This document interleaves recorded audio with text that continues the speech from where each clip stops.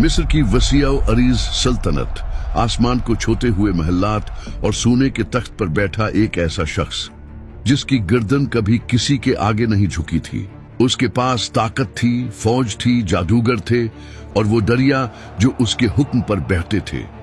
उसके तकब्बुर का ये आलम था कि उसने आसमान की तरफ उंगली उठाकर कहा, मैं तुम्हारा सबसे बड़ा रब हूँ।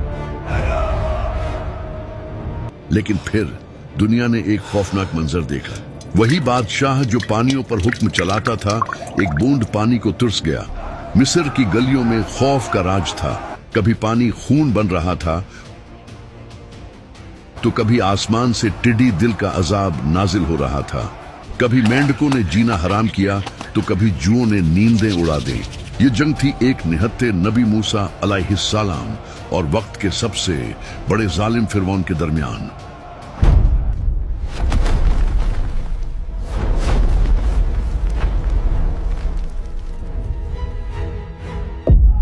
रात का पिछला पहर था जब मिस्र के महल्लात एक खौफनाक चीख से गूंज उठे। ये चीख खुदाई का दावा करने वाले फिरौन की थी। उसने एक डरावना ख्वाब देखा था। एक ऐसी आग जो बीतुल मकदिस की तरफ से आई और उसने मिस्र के हर कप्ती को जलाकर राख कर दिया, लेकिन बनी इसराइल को कुछ न कहा। मेरे आका, ये चीख, सब खैरियत है? एक खौफनाक आग बैतुल मुकद्दस से आई। इस आग ने मेरे तमाम मोहल्लात और कुप्तियों को जलाकर राख कर दिया, लेकिन बनी इसराइल के घर महफूज रहे। ये कैसा ख्वाब है? खौफ के मारे फिरौन ने फौरन अपने नुजूमियों और काहिनों को तलब किया। जब ख्वाब की ताबीर पूछी गई तो उन्होंने वो खबर सुनाई जिसने फिरौन की नींदें उड़ा दी।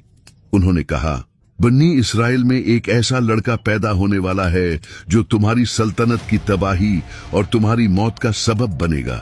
यह सुनते ही फिरौन का तकब्बुर वहशत में बदल गया। उसने एक जालमाना हुक्म जारी किया, फौरन फौज को शहर में फैला दो, बनी इसराइल के हर घर की तलाशी लो कि बनी इसराइल में जो भी लड़का पैदा हो उसे फौरन ज़िबह कर दिया जाए और लड़कियों को जिंदा छोड़ दिया जाए। मिस्र की गलियों में माओं की चीखें थीं और सिपाहियों की तलवारें। हजारों मासूम बच्चों का खून बहाया जा रहा था, सिर्फ इसलिए कि एक जालिम बादशाह अपनी मौत से डर रहा था। एंड उसी कत्ले आम के दूर में अल्लाह ने मूसा अलैहिस्सलाम को पैदा किया। मूसा की वालिदा खौफ से लर्ज रही थी कि कहीं फिरौन के जासूस बच्चे के रोने की आवाज न सुन लें, लेकिन अल्लाह ने उनके दिल में एक बात डाली। अल्लाह का हुक्म हुआ, उसे दूध पिलाओ और जब तुम्हें खौफ महसूस हो तो उसे दरिया में डाल देना, न डरना और न गम करना, हम उसे तुम्हारे पास वापस लाएंगे। एक माँ ने अपने जिगर के टुकड़े को एक लकड़ी के ताबूत में बंद कर दिया और मौजों के हवाले कर दिया, लेकिन ये अल्लाह की खुफिया तदबीर थी। लहरों ने उस संदूक को सीधा फिरौन के महल के किनारे पहुंचा दिया। जब फिरौन के घर वालों ने संदूक खोला तो एक खूबसूरत बच्चा नजर आया। फिरौन की बीवी आसिया राज़ी अल्लाह अन्हा, जो एक नेक दिल खातून थी, उनकी नजर पड़ते ही अल्लाह ने उनके दिल में मूसा अलैहिस्सलाम की मोहब्बत डाल दी। फिरौन उसे मारना चाहता था, मगर आसिया ने कहा, ये मेरी और तुम्हारी आंखों की ठंडक है, इसे कत्ल न करो। जिस बच्चे से बचने के लिए फिरौन ने हजारों बच्चे कत्ल करवाए, उसी बच्चे को अल्लाह ने फिरौन की गोद में पलवा दिया, उसी के खर्च पर, उसी के महल में। वक्त गुजरता गया, मूसा जवान हुए, ताकतवर और इल्मो हिकमत वाले। फिर एक दिन बाजार में उनके हाथों अनजाने में एक कप्ती मिस्री को मुक्का लगा और वो हलाक हो गया। ये अल्लाह की तरफ से हिजरत का इशारा था।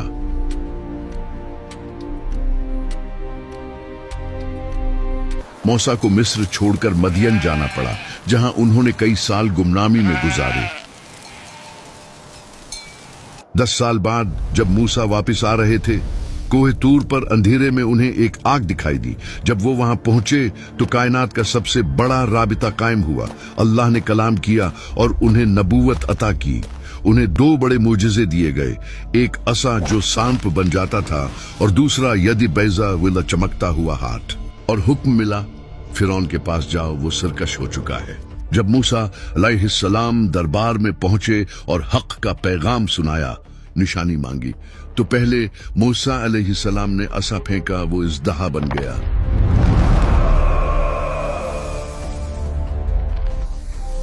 दूसरा, फिर उन्होंने अपना हाथ गिरेबान से निकाला, वो चमकने लगा। तो फिरौन ने कहकाह लगाया, उसने कहा, ऐ मूसा, क्या तुम अपने जादू के जोर पर हमें हमारी जमीन से निकालने आए हो? फिरौन ने उसे जादू समझा और मुकाबिला करने के लिए मिस्र के सबसे बड़े जादूगरों को जमा कर लिया। मुकाबिले का दिन मुकर्रर हुआ, पूरा शहर जमा था। हजारों जादूगरों ने अपनी रस्सियां फेंकी जो सांप बनकर दौड़ती हुई महसूस हुई। लोगों की आंखों पर जादू कर दिया गया।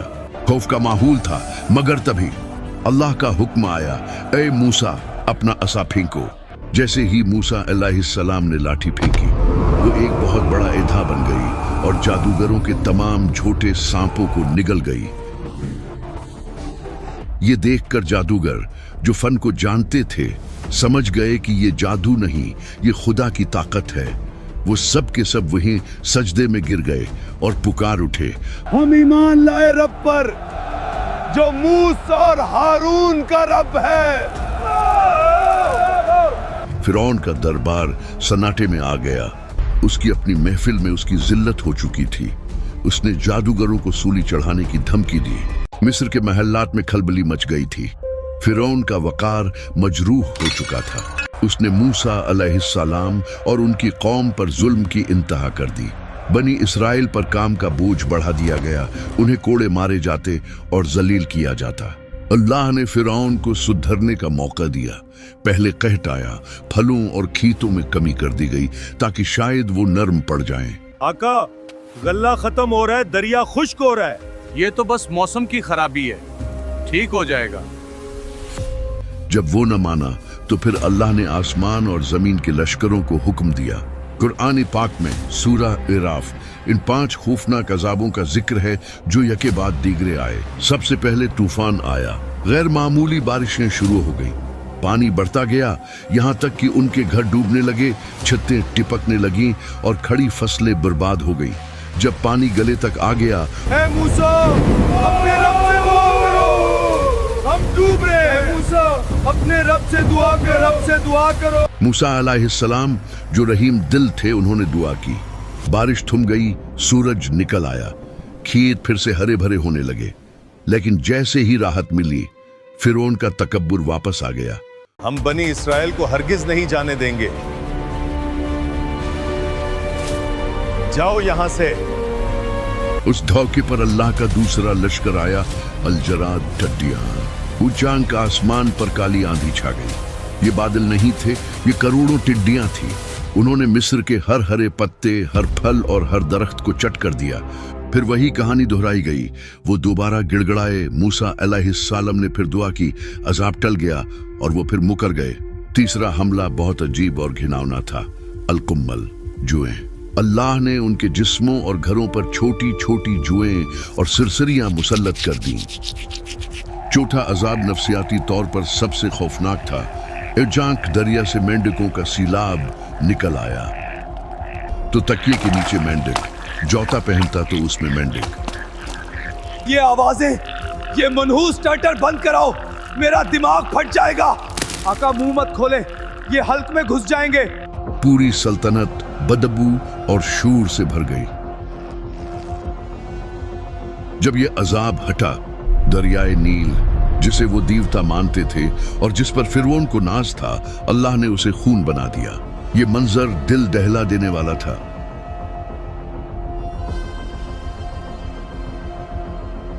जब कोई फिरौनी पानी पीने के लिए बर्तन भरता तो वो ताजा सुर्ख खून होता, लेकिन जब कोई बनी इसराइल उसी दरिया से पानी लेता तो वो साफ शफाफ पानी होता। पानी प्यास से उनके गले कांटों की तरह चुभने लगे। वो पानी की बूंद बूंद को तरस गए। जब खून का अजाब टला तो फिरौन ने आखिरी बार मूसा अलैहिस्सलाम को धोखा दिया। उसने कहा, ए मूसा, तुम सिर्फ एक साहिर हो, ये अजाब नहीं, ये सब नजर का धोखा है। सुन लो, मैं बनी इसराइल को हरगिज नहीं छोड़ूंगा, कभी नहीं। अब पानी सिर से गुजर चुका था, मोहलत का वक्त खत्म हो चुका था। अल्लाह ने मूसा अलैहिस्सलाम को हुक्म दिया, अब मेरे बंदों को लेकर रातों रात निकल जाओ। ये हिजरत की रात थी। लाखों बनी इसराइल अपने जानवर और सामान लेकर खामोशी से मिस्र से निकलने लगे। जैसे ही खबर मिली कि बनी इसराइल निकल गए हैं, फिरौन गुस्से से पागल हो गया। उसने अपने तमाम शहरों में नकीब भेजे और एक अजीम लश्कर तैयार किया। हजारों रथ, घोड़े और तलवारें लेकर वो मूसा अलैहिस्सलाम के ताक़ुब में निकल पड़ा।